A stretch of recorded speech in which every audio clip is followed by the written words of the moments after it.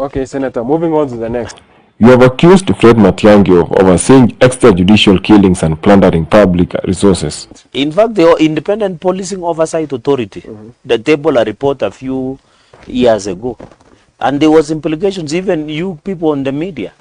You covered when there were removal of bodies from River Yala.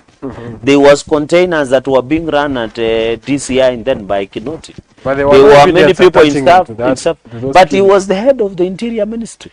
You know, there is what we call responsibility. And that is why when you go to countries that have serious democracy, whenever you are the head of an institution and that head of institution violates the law, you normally resign. And that is why we are saying, before Matiangi runs for the presidency, it is his right. Every Kenyan, even you or me, can run for president.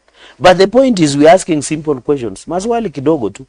When you are interior minister, why were the extrajudicial killings and enforced disappearance happen under your watch? The buck stops with the Minister of Interior. And then, number two, it is during that time that we switch off the media. You remember the fight with the media. So these guys also are a threat to the media freedom in this country. And many other accusations. You remember when he was the Minister of Education, he was firing and intimidating principals left and right and center. Is that the person who can run for presidency in this country? Number four, this is a guy who has never run even to be a chairman of a cattle dip. He has never participated in an election, even an MCA. And that is why we are saying, if this gentleman wants to grow in politics, my simple advice, if I am to be to play the devil's advocate, is to advise him to run for Nyamira governor. Because the governor who is there, Governor Nyaribo, is having a second term. That is how high he can go. But in fact, you saw David Maraga.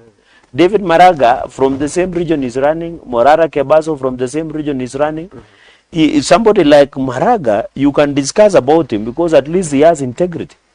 You remember finally, kuna swali kidogo, there were allegations of the famous Ruaraka land scandal. Where it implicated him and the Ministry of Education when he was the minister, where government bought a public land.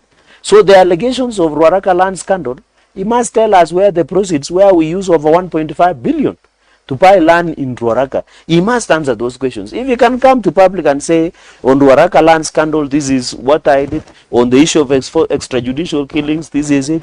On the issue of enforced disappearance, this is it. On the issue of discrimination through vetting. You remember most Kenyans from northern Kenya were being harassed when he was the Minister of Interior.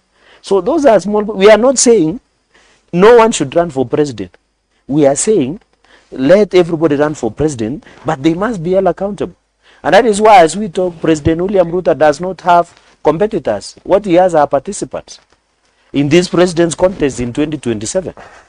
Okay, Senator, how do you reconcile your role as a national leader with these local critics?